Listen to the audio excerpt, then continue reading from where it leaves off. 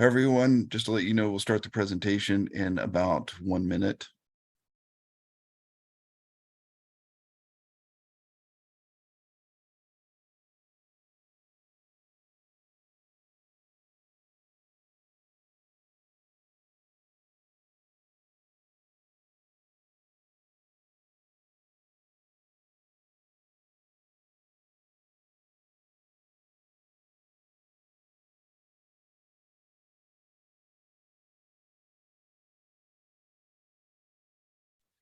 Everyone, just to let you know, we'll start the presentation in about 30 seconds.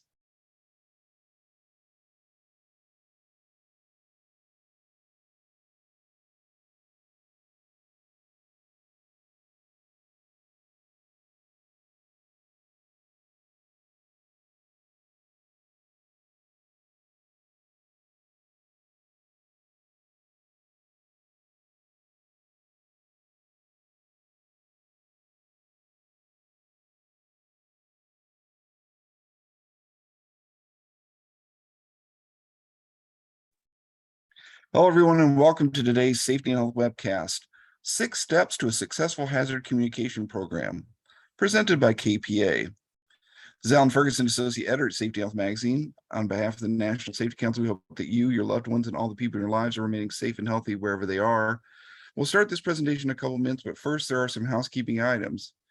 As a disclaimer, the views of today's speaker and organization are their own, do not necessarily reflect those of the National Safety Council or Safety and Health Magazine.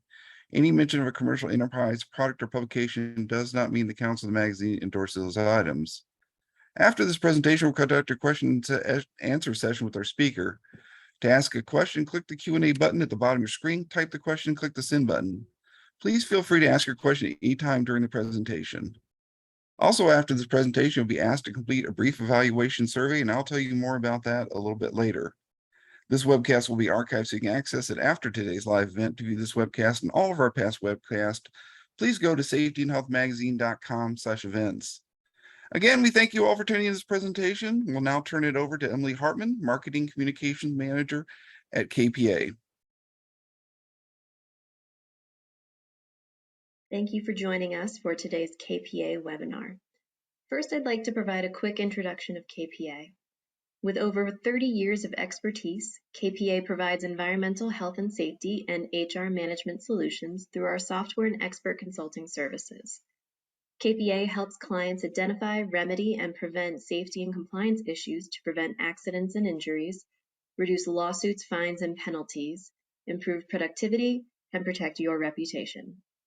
KPA's solutions help organizations maintain a culture of safety, lower risk for your employees and your businesses, and reduce costs. Learn more at kpa.io. Everything we covered today is meant to be educational and shouldn't be a substitute for your legal counsel. Today's session is being presented by Hunter Taylor. Hunter is one of our compliance consultants here at KPA, who is also a team supervisor for the South Central District, which covers states like Texas, Oklahoma, Arkansas, Louisiana, New Mexico, and Arizona. He's been with KPA for about 4 years now and has a wealth of experience in safety and compliance. With that, I will turn things over to Hunter. Great, thanks, Emily. We're going to start today's webinar off talking about just OSHA in general a little bit and hazard communication, and then we're going to jump into more of a how to actually implement a successful HazCom program today and talk about these different points here. So OSHA fines have increased 6.2%. That is they tend to increase each year, but this is definitely the largest increase in the base penalty amounts in the last few years. So always good to know what the penalties may be. You can see them broken down here as well by type of violation, serious, others been serious, as well as willful and repeated. But big thing here is that OSHA fines are continuing to increase, and the federal government is continuing to focus on OSHA and these regulations. Here's a little breakdown of the citations for 2021. You can see that the number one for citations on this graphic here is fall protection. That is one of the big emphasis programs for OSHA and has been for the last few years. And you can see a breakdown as you go down here for all the others for the top 10 on this graphic here. Hazard communication is what we're going to be speaking about today. It did move down to number 5 in 2021, and in previous years, it has been ranked number 2 for quite a while. At least the last 5 years has been at number 2. So did go down a little bit, but still a very important issue when it comes to on-site audits for OSHA inspectors. Another important thing to point out here is that the overall number of issued citations was lower in 2021 than it was in 2020. So it was actually down just over 3,000 citations, so down around 12.5% from last year. This is a great graphic that I pulled from a Safety+Health magazine that shows what we're looking at. The number 5 cited hazard communication standard for the year. It shows how many total violations there were and where it was last year, but also what are the sections specifically of the hazard communication standard that were cited. So you can see here in order that number 1 was a written hazard communication program. Number 2 was training on hazardous chemicals used in each employee's work area. 3 is readily available safety data sheets for each hazardous chemical stored on site. 4 is proper labeling of hazardous chemicals on site. And 5 is obtaining safety data sheets from the chemical manufacturer or importer for each hazardous chemical used on site. And it breaks down the amount of violations for each one, but this really gives us a good framework for our talk today regarding hazard communication, looking at where the citations have been in previous years, and then specifically what areas OSHA inspectors are actually citing really gives us a good framework on where we should be focusing our time and efforts to have a successful hazard communication program. So next, what prompts an OSHA visit? We've got national and regional emphasis programs. I've just included Region 6 because that's where most of my clients work, but you can see a regional emphasis program for your area if you go to osha.gov and look and just keyword search regional emphasis program. Fall hazards is a common one that has been a focus in general industry over the last few years. In the South, heat illness is a common one as well. Of course, national emphasis programs, COVID has been a focus over the last few years, as well as the others mentioned there. So other things that could prompt an OSHA visit, employee complaint is a big one, as well as OSHA reportable incident. We're going to get into that here on the next few slides. All right, so what is an OSHA recordable incident and what are the record keeping requirements? So you can see here the breakdown of what is an OSHA Form 301, an OSHA 300 log, as well as an OSHA Form 300A. So the OSHA 301 is the actual injury and illness incident report. So that has to be notified within 7 days of what's considered a recordable incident. So anything beyond first aid is something that needs to be recorded.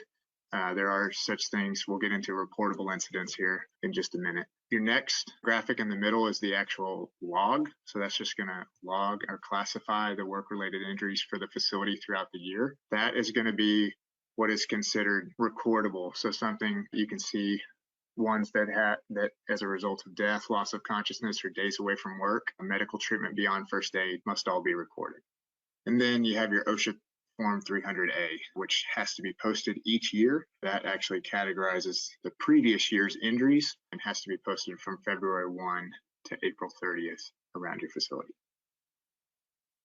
All right, when do we have to report to OSHA? So injuries that are required to be reported to OSHA. If you unfortunately have an employee fatality, it's required to be reported within 8 hours.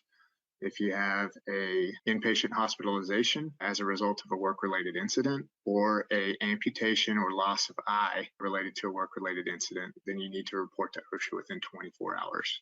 This is very important. If you do not report within these time periods, then you open yourself up to potentially much higher fines based off OSHA and on-site investigations. And then 3 options for how to report the event. You can call your local OSHA area office by telephone. We recommend electronically. That's really going to be a method that we do recommend, but you do have to be careful. Not all states acknowledge electronic reporting, so you may need to go through by calling your local OSHA area office or by using the 24-hour OSHA hotline. So you can see the states that do not acknowledge electronic reporting shown at the bottom of the slide. Excellent. Always good to look through kind of get a framework for OSHA, look at those previous citations from the previous year to kind of set us up for our topic today of how to implement a successful hazard communication program. So the agenda, as you see here, what we're going to be focusing on, we're going to start with the standard. I'm actually looking into the standard, becoming familiar with it, making sure that we have assigned responsibility. We'll get into that. We'll talk about a written program, what that looks like and how to implement it, container labeling, safety data sheets, training. And then, of course, a very important part as well is if we do all these first 5 steps, we need to make sure that we are evaluating and reassessing our program moving forward as we have new chemicals coming on site, new hazards that need to be addressed as our businesses change or we get different chemicals, employees handling different chemicals. Starting with the hazard communication standard, you can see the standard reference at the top there, 29 CFR 1910, 1200 is hazard communication. This little picture here kind of gives us a breakdown of what we're going to be looking at, or the process here of who's responsible for what. So we'll start with the chemical manufacturers and importers. They are the ones that actually classify the hazards of the chemicals that they produce or import. They should be the ones that are preparing the labels or the SDSs based off their classifications of the chemicals. Those chemicals are then shipped to the employers, where the employers are receiving those containers, ensuring that the SDSs and the labeling of those chemicals are correct. And then the employers also should have the written hazard communication program, which we're about to get into, that talks about or keeps a list of the hazardous chemicals used on site. And then the last part here is showing the actual implementation, which is keeping those containers labeled properly, maintaining SDS sheets on site, and then training our employees that work at the facility about the hazards of the chemicals that they use in their workplace, and making sure that they know how to get access to the safety data sheets for the chemicals that they use to explain the hazards so that they're aware of those that they are around each day. All right, starting with the standard, you can see on the right side picture here showing a breakdown of different paragraphs of the standard as well as appendices that kind of show different areas of it. We're going to be focusing in on the written hazard communication program, labeling, safety data sheets, and training specifically today. You can see a full breakdown there in that picture. One of the biggest things we can say with hazard communication is that it's a continuing program. It's something that we're continuing. It's ever evolving, new chemicals coming on site, SDSs that change for chemicals, making sure that chemicals that are received are properly labeled is important. So assigning responsibility for initial and then ongoing activities is vitally important in order to stay in compliance. Designating employees to coordinate implementation of the program. So those are some of those at the beginning, really starting with trying to implement a hazard communication program, having somebody in charge of that. The standard does allow flexibility in order for different employers to comply with the laws, but it does allow flexibility, but it's important to make sure that we're reading and understanding the standard and then figuring out a way to comply with the rules. All right, so what is a chemical hazard? You can see on the right side here what are considered health and physical hazards and a list of those listed out. The definition for a hazardous chemical is any chemical that is classified as a physical hazard or a health hazard, and then as well as a simple asphyxiant, combustible dust, biophoric gas, or a hazard not otherwise classified. So you can see a list of what is labeled out here. Hazard classification is done by the chemical manufacturer importer. I think this is the one that always scares people a lot, is that they think, well, I don't know how to classify the hazard. Well, it should be done by who you receive the chemical from. The labeling, the should come and show, what are the hazards of this chemical? Is it flammable? Is it combustible? A different type. You should be able, those things should be handled and labeled out on the safety data sheet that come from the chemical manufacturer or importer. So it's important to make sure that this process is done correctly, that you're actually receiving a proper chemical. So it's not all upon the chemical manufacturer importer, but it's because those that receive the chemicals should know and be trained on making sure that they're receiving a proper safety data sheet as well. All right, so we're going to go through a few steps here on how to actually implement a written hazard communication program. We're going to start with surveying our workplace for hazardous chemicals. So a few different things you could do to start that process: reviewing purchase orders of chemicals, identifying chemicals in containers that you're aware of already. Think about chemicals that are generated during work operations. So for example, could be welding fumes, could be dust, could be exhaust fumes, are all potential sources of chemical exposures. So it's good to think broad when it comes to hazard communication, cover chemicals in all forms. So it could be liquids, solids, gas, vapors, fumes, and mist. All of those can be encompassed when we're thinking about or surveying our workplace for hazardous chemicals. So the hazardous nature of the chemical and the potential for exposure are the factors that determine whether a chemical is covered. After we survey our workplace, we're going to create an inventory. We're going to create a list. How that list is kept could be a few different ways. It could be kept by product name, it could be by common name or chemical name. The important aspect of this requirement is that the term used on the list must also be available on both the SDS and the label so that these documents can be cross-referenced. So it's important, whichever way you choose to keep your chemical inventory, that you're making sure it aligns and has the same information both on the SDS and the label as well. So the list of hazardous chemicals for the entire workplace, it may be suitable for smaller facilities, but at larger facilities, it may be more convenient to compile a list of hazardous chemicals by work area and then have an overall list for the entire workplace. So, like I said, the standard is open to handling it in different ways, but it is important. It's open to be able to for smaller facilities versus larger, but you just have to make sure that we have a full list of all the hazardous chemicals. Some of the exempted materials include food, drugs, or cosmetics brought into the workplace for personal consumption by workers. So those are things that do not require a safety data sheet by the Hazard Communication Program.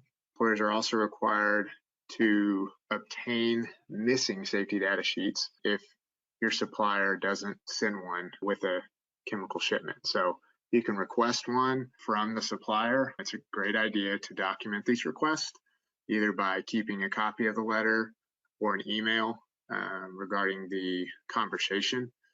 You want to be able to show a good faith effort to receiving the safety data sheet, because this is an area that you can potentially be cited for if OSHA inspector was to come on site and you had an employee using a hazardous chemical that didn't have a safety data sheet.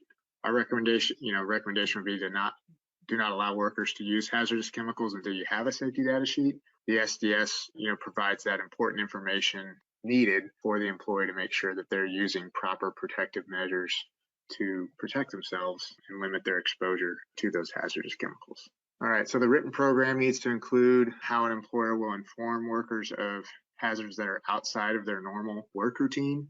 So for example, in a manufacturing facility, it may be necessary to periodically drain or clean out a certain erector vessel, for example. This task is something that's not done all the time, but is done every once in a while. Those workers that are doing that task could be exposed to cleaning chemicals that are not normally in their workplace, and the usual controls for the process may not protect them. So PPE may need to be worn. So it's important we also have to think about not chemicals that are used every single day, but chemicals that are used for those every once in a while processes to keep things maintenance around your facility. And at the bottom of this slide, you'll see attached a link to an example or a template of a hazard communication written program put out by OSHA that can be used as a starting place, at least to get you thinking in the right direction for formatting for a written hazard communication program. The program has to be specific to your facility. That's very important. So please hear that, but definitely wanted to make sure that you have at least some starting place when it comes to beginning to prepare a written HazCom program. Hazardous chemical labeling. So under the previous standard, the chemical suppliers were not given specifications on how to identify and communicate hazards. The label requirements for the revised hazard communication standard are more specific, which the whole goal of that is to lead to increased uniformity across the board. So this should benefit employers and workers by providing information in standardized language and graphics, making it easier to understand and helping to ensure that labels on containers of the same chemical from different suppliers have the same information. So some things that have been updated or added under HAZCOM update in 2012 is pictograms. So you can see a graphic on the right side of the slide here that shows pictograms, black symbols with a white background, and the red diamond border. So these are an important aspect to a hazard communication program. The pictogram draws the attention of a label reader. It also communicates hazards based off of a picture, which is really helpful. Sometimes pictograms have symbols which resemble the hazardous effect, and others are merely meant to attract attention. OSHA does not regulate environmental hazards, so the environmental pictogram located in the center bottom row is not required under the OSHA standard. However, you will see this pictogram used on labeling and SDS sheets to communicate environmental hazards. Other things to know about hazardous chemical labeling. The standard is flexible, like I mentioned. Employers may just relabel containers as needed or label other containers used in the workplace, as long as workers have immediate access to the specific information about the physical and health hazards of the chemical. There are alternative methods for labeling, and we're going to kind of hit some of those here. You can see obtaining labeling from third-party companies. There are other companies out there that can provide stickers or labels that can help with this. I mentioned a few here. This is not an exclusive list, but Grainger, Uline, as well as Carlton Industries are three that can be used. Lots of great companies out there that provide good HAZCOM labeling.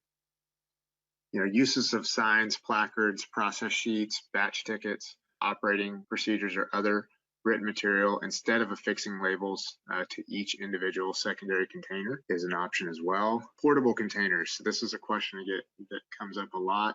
Portable containers in which hazardous containers are transferred from a labeled container but are used for immediate use do not actually have to be labeled. So I always warn clients on this one, because sometimes people think, oh, well, that just means I don't have to label that container that I use to pour oil into a vehicle or whatever they're working on. But it says immediate use. So that means if you pour a chemical into a container that's not labeled, it has to be put into an engine, put into a waste container, whatever it is, immediately. If it sits there for any period of time, then you're opening yourself up for potential for not being in line with the hazard communication standard.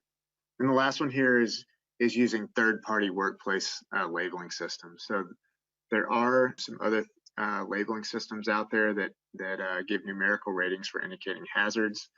Examples of those are National Fire Protection Association, or NFPA, or the Hazardous Materials Identification System, HMIS. They may be used in conjunction with the supplemental information on the label to ensure that workers have complete information, as long as the ratings are consistent with the hazard definitions in Hazard Communication Standard 2012. So the criteria used to assign the numerical ratings reflect the hazard categories in each hazard class in Hazard Communication 2012. So, for example, these third-party numerical ratings, these systems generally use the number 1 to indicate the lowest degree of hazard and the number 4 as the highest degree. This is actually opposite of the hazard category numbering in HAZCOM 12. So if an employer, you're preparing labels based on the information on the safety data sheets, you must ensure that the numbers are properly applied to reflect the accurate degree of hazard information. If you decided to use third-party labeling, just make sure that it matches up with the hazard class or on the safety data sheet from HAZCOM 2012 standard. This is just an example of what a proper label should look like, and kind of going through where each thing should be and what those are. So we'll start at the top, a product identifier. That's chemical, common, or trade name or designation that the chemical manufacturer or importer chooses to use on the label. Next is our pictogram. You'll see a flammable pictogram on this example, but we just talked about what that is, but it's the visible representation of what the hazard is in a picture form. Signal words, so you see the example, danger, that indicates the relative level of severity of the hazard and alerts the reader to a potential hazard on the label. There are only two words used as signal words: danger, which signifies a more severe hazard, and warning, which signifies a less severe hazard.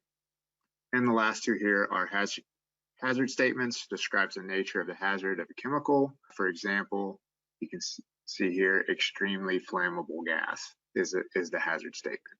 Precautionary statement describes recommended measures that should be taken to minimize or prevent adverse effects resulting from exposure to the hazardous chemical or improper storage or handling. So there are 4 types of precautionary statements.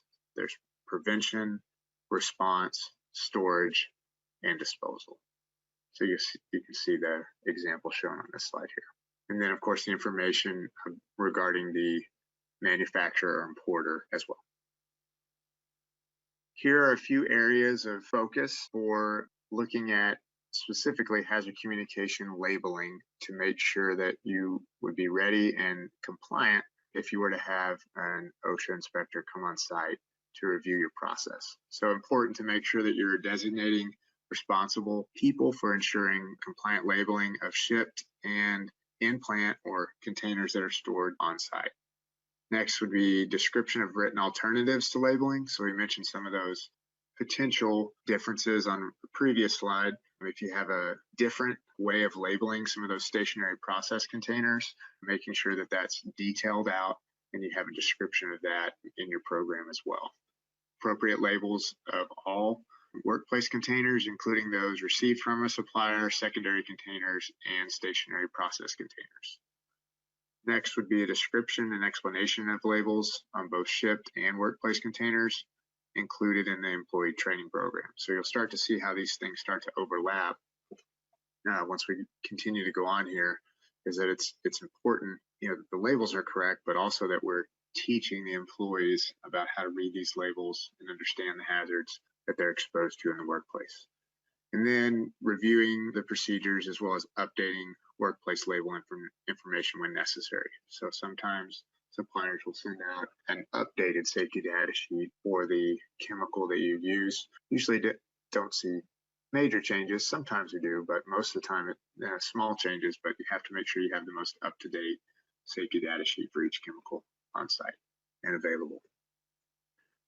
This slide just breaks down safety data sheets in general. You can see an example of at least the first page of a safety data sheet on the right side there, and then showing the different sections of a safety data sheet. 1 through 11 and 16 are what is mandatory, and then there are a few non-mandatory sections included in 12 through 15. So SDSs are the source of detailed information for hazardous chemicals. They're going to include information for many different audiences, not only employers and workers, but also safety and health professionals, as well as emergency responders, government agencies, and consumers. So the safety data sheets have generally been organized so that information that's used the most to exposed workers, emergency responders, and others who do not need extensive technical detail is in the beginning of the safety data sheet. So the way that it's organized is based off need and for those that need it for a emergency situation,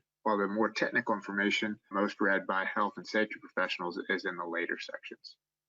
So for example, a description of a chemical's health effects appear in section 2 under hazard identification, but the toxicological data upon which the determination of these effects is based appears in section 11. So that you can see the more technical information is later on in the document versus the readily available information for the employee or manager is at the beginning in section 2.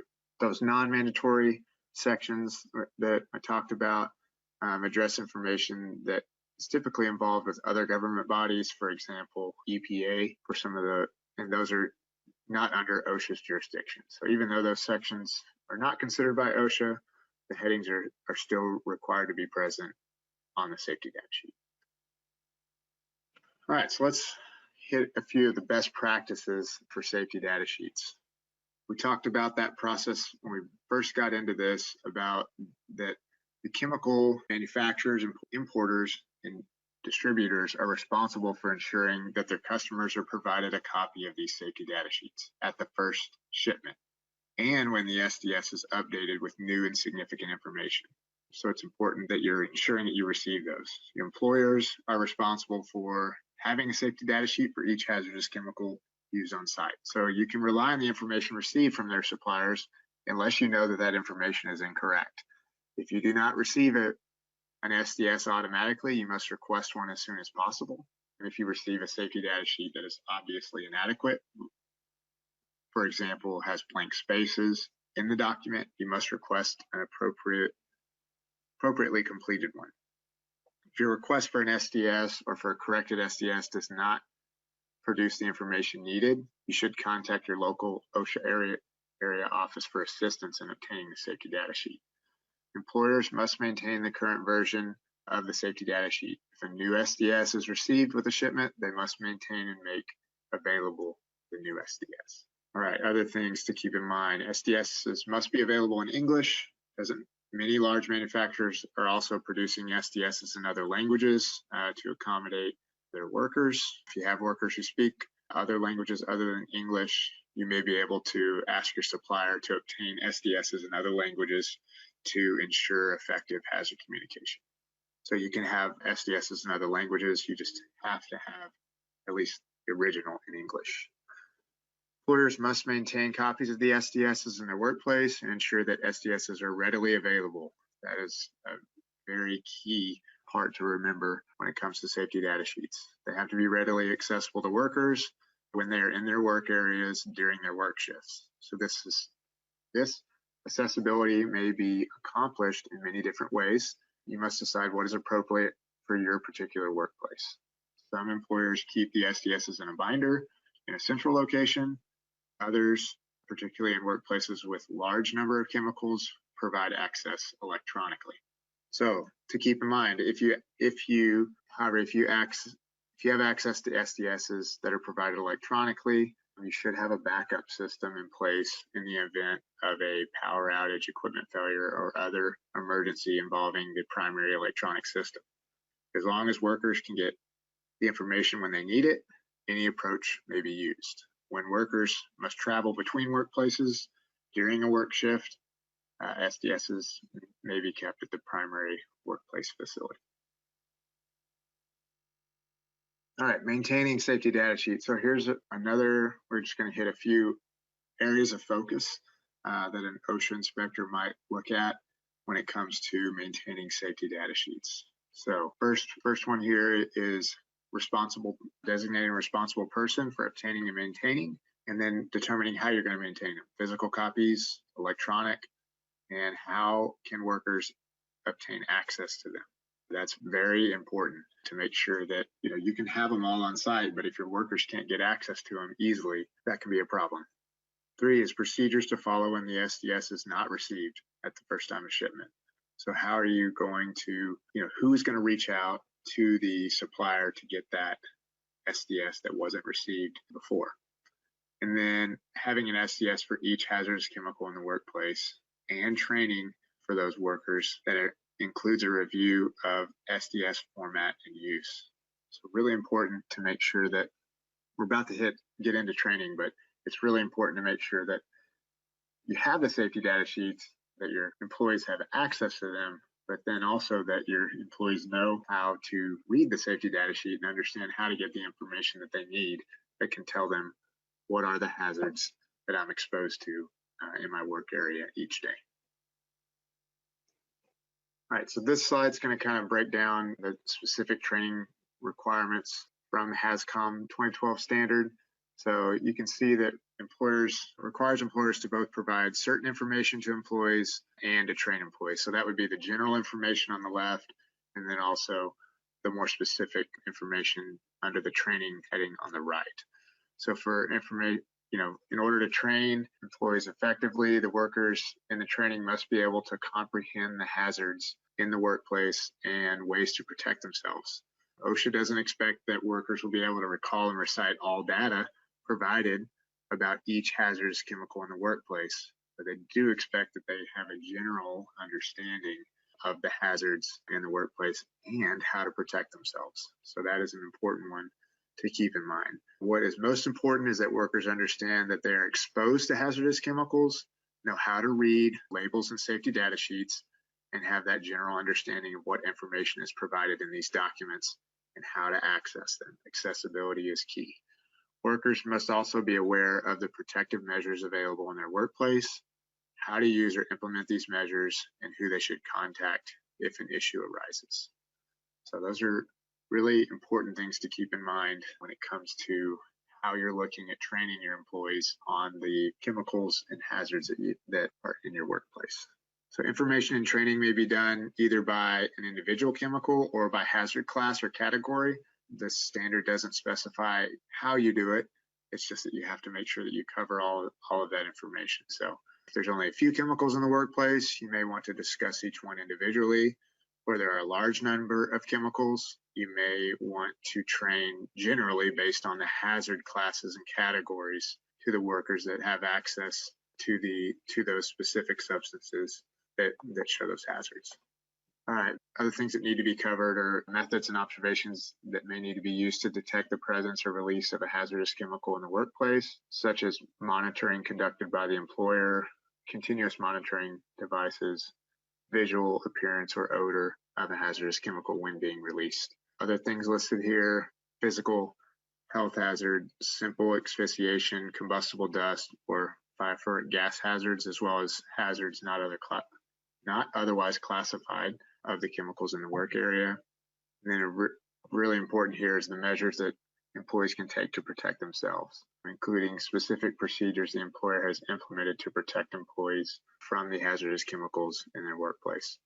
That's a really key point, making sure that your employees know that as the employer, you're providing ways to allow them to protect themselves from the chemicals that they're around on a regular basis. And then the details of the program that also include an explanation of the labels received on shipped containers, as well as the workplace labeling system used by the employer, the safety data sheet, including the format of the safety data sheet and how employees can obtain and use the appropriate hazard information. All right, a few training best practices. So you can find a lot of different information in this area, but these are some of the ones that I found to be effective. Making sure that you're presenting in a manner and language that is understandable to your employees. Really important.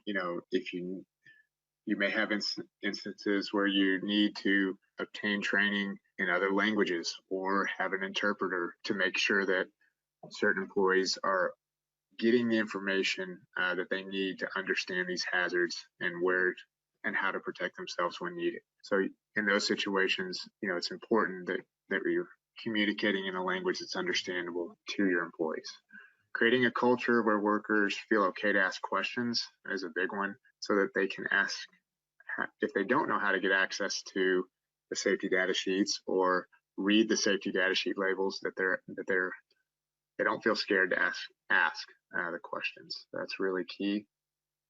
Understanding the material and being able to motivate people to learn. So that will make a big difference on how well the information is actually received from your employees. So having a base understanding of it, but also being able to really get people excited about keeping in compliance and really keeping employees safe. That's when I do trainings regarding hazard communication, I'm always focusing on all of these standards are put in place so that you can be protected as the employee, that you can come to work the same way that you came to work is the same way that you go home, is a goal, trying to make sure that you're taken care of here at this workplace.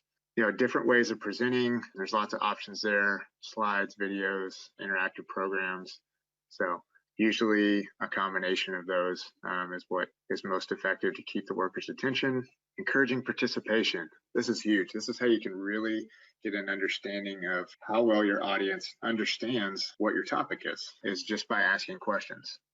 You'll quickly know how well your audience understands the information by asking questions and encourage the participants to actually be a part of the presentation versus just sitting and listening and losing attention quickly. And then relating the content to their specific workplace conditions or work area.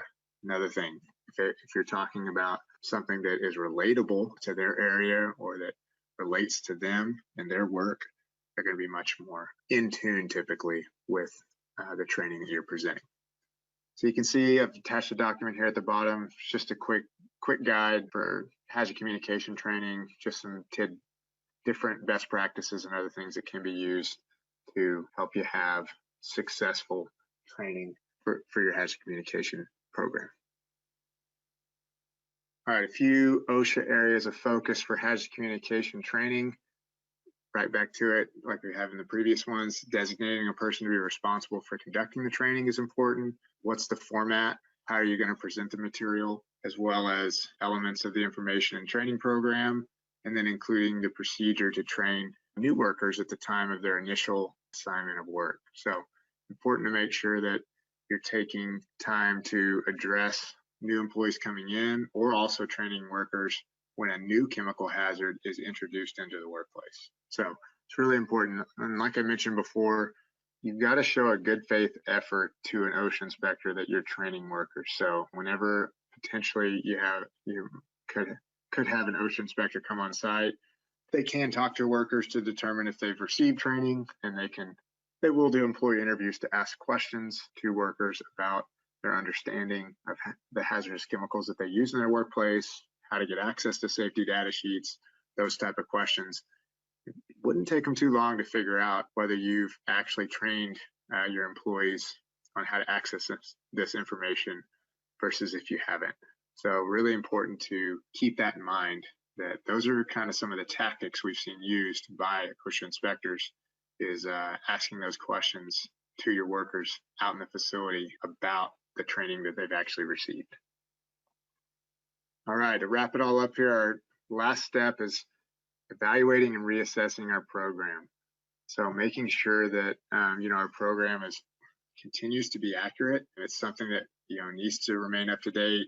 Will be necessary to periodically evaluate and reassess as needed. The information must be accurate. Got to have an accurate list of hazardous chemicals on site as a part of the program. That's the chemical inventory we talked about. When new chemicals are purchased, the list has got to be updated, as well as revisions to the inventory should be made when you eliminate chemicals in the workplace or when you bring in that new chemical. So important to make sure that you're keeping that up to date, and then making sure that you're receiving the proper safety data sheet when you have those new chemicals coming on site as well. So really important, to keep up to date. This is an ever evolving program. That's why we talk about it, reassessing it, because new chemicals, there's new safety data sheets, there's chemicals that we have been using that we're not using anymore. So there's different things that will change over time. So it's important to make sure you have somebody looking at these things on a regular basis. Other things to help keep things up to date is actually walking around your facility and checking that containers are labeled. That's an important thing, making sure that workers are following established work practices to protect themselves from chemical exposure. We can have all the great labeling that says what the hazards are, but it's important as well that employees are actually using the PPE or using what is recommended to help limit their exposure as well.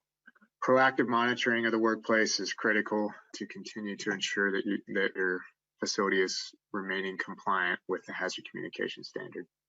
And then we talked about reviewing those new SDS sheets whenever they come on site, and then making sure that you have a process in place to determine whether any handling procedures need to change or any changes to the protection against those hazards for your employees needs to be made. So that's a really key part here when it comes to reassessing, is that we're not only receiving the correct SDS sheet, but we're taking the time to make sure that if there are new hazards available or new hazards that are posed by that chemical, that we're actually taking the time to change our procedures for our employees to make sure that they're protected from those hazards. This picture here just kind of wraps up the entire presentation, showing how to have an effective hazard communication program. So you can see the 6 steps we went through today. It is vitally important to make sure that as an employer that you are managing all hazardous chemicals on site, that they're identified properly, that you're taking the proper measures to implement how to access safety data sheets, safe handling of these chemicals, and then understanding those hazards and communicating them to your employees through training, and then making sure that it's really important that the employees actually know how to access this information if needed, right, in the case of an emergency situation. Here's just some of the resources. Most of the information for this presentation is pulled directly from the OSHA website. A specific document that can be really helpful for you.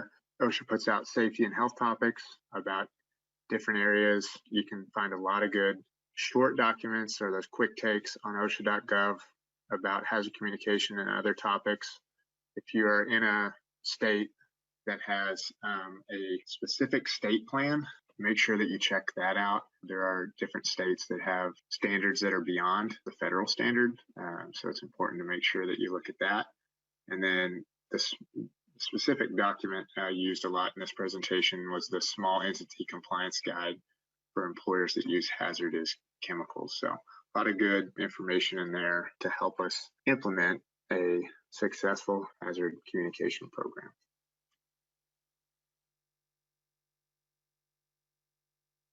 Well, thank you so much, Hunter, for this fantastic, insightful presentation. Before we start the Q&A, I want to remind everyone about the evaluation survey we're asking you to complete. The survey will open a different screen after this webinar. Your input is important because it'll help us improve our future webcast. So now let's get to some questions. First, do you have to have an SDS for non-hazardous materials or cleaning products? So non-hazardous chemicals are not required to have a SDS sheet.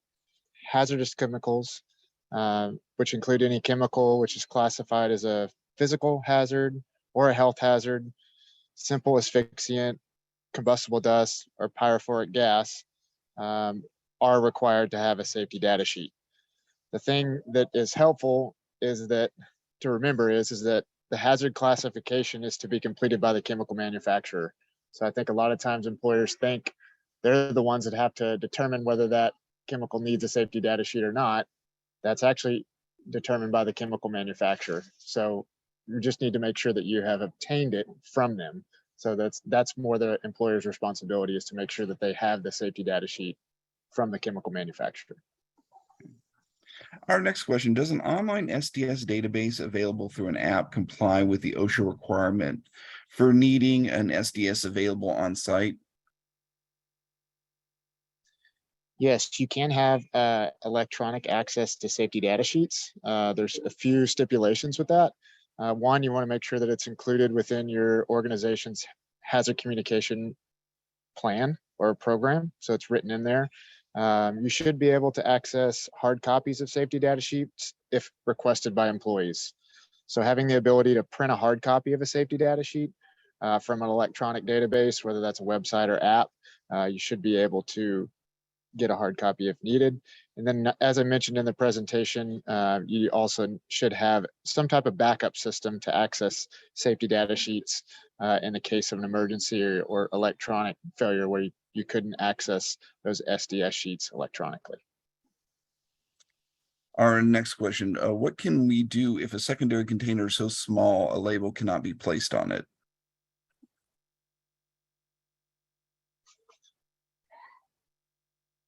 Good question. I've seen clients use something, if it's not enough surface area to put an actual tag that sticks to it. I've seen them use some type of plastic tagging. Maybe you would need to have a designated location where that chemical is, and then have labeling around it where it's stored. I haven't run into that too often where the product is too small to be labeled, but I would say you want to have it labeled where it's stored for sure, and then try to figure out a way if you can use some type of physical tag possibly to tag it instead of a label. That might be an option. So what do you do if a supplier is still using an MSDS? interdimensional layer forward. So that would be a case where you'd want to reach out to the supplier and ask them for the updated SDS, just to see if there's been an update to the safety data sheet. There may not have been an update to it from before, but you just want to reach out to the chemical supplier. Our next question, how in-depth does an employee's understanding of the standard need to be?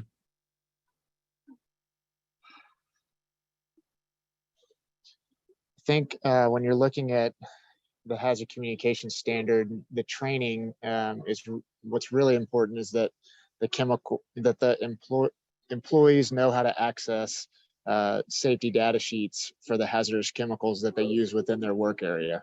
So being able to get access to those is really the whole idea, in my opinion, of the program, is that you have a written program in place and the employees know how to, it mentions it specifically in the hazard communication standard, readily available, being able to access safety data sheets and access hazardous information about chemicals that the employees are using in their work areas each day. Our next question, what are some examples of a designated person for conducting training? Can this be an experienced worker or does it need to be a safety person? It doesn't specify in the OSHA standard, but I would say it would need to be somebody that has the knowledge base to confer the information about hazard communication. Sometimes that's a safety person. Sometimes it's it could be like you mentioned, an employee that has been designated by a safety manager or somebody on site from the upper management of that facility. So doesn't specifically say they have to have certain qualifications to be the designated person, more that just that they're following through and making sure that the hazard communication training and program meets the OSHA standards. All right, next question. Does an HMIS label need all 6 elements of a GHS label?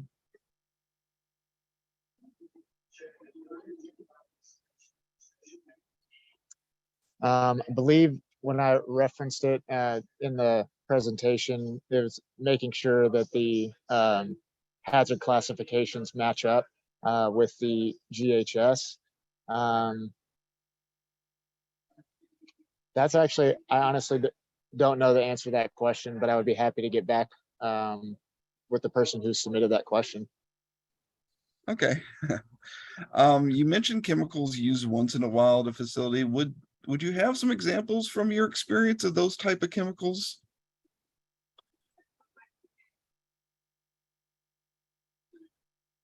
I don't know if I understand the question. Oh, I was just saying that if, there was chemicals that are used once in a while in a facility, do you have any experience with those type of chemicals, and are there any examples?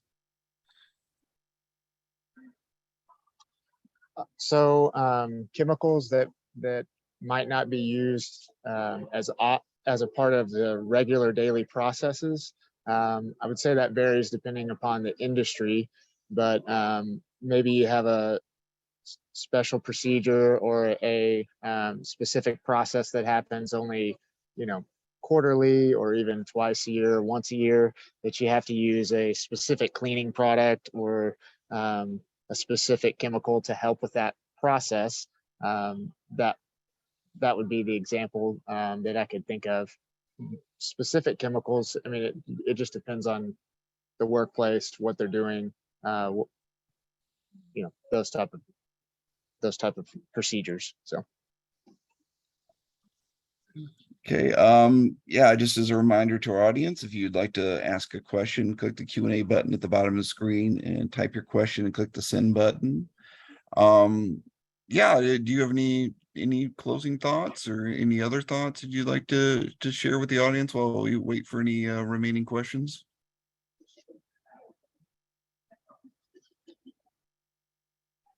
Just to say that using there's lots of great resources on the OSHA website, and implementing a successful hazard communication program is something that it's a constant process. So it is something you're continually gathering information for safety data sheets, training employees. So don't grow weary. It is something that takes intentional time and effort, but is a very important part of providing a safe workplace for employees. One question asker has a scenario. A hardware store has several chemicals for sale and are of a hazardous nature. Are they required to have a hazard communication program and file all SDSs and include an inventory list? The OSHA standards sometimes do not apply if they have less than 10 employees.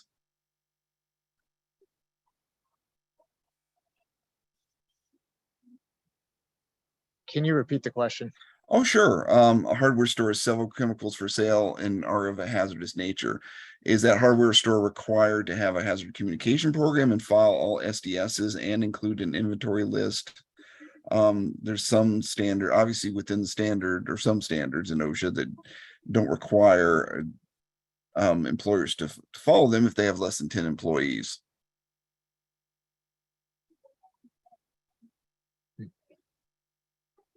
My understanding is if they had hazardous chemicals on site, that they would need to comply with the standard. Okay. And once again, if you all would like to ask a question, just click the Q&A button at the bottom of the screen, type your question, and click the send button. So yeah.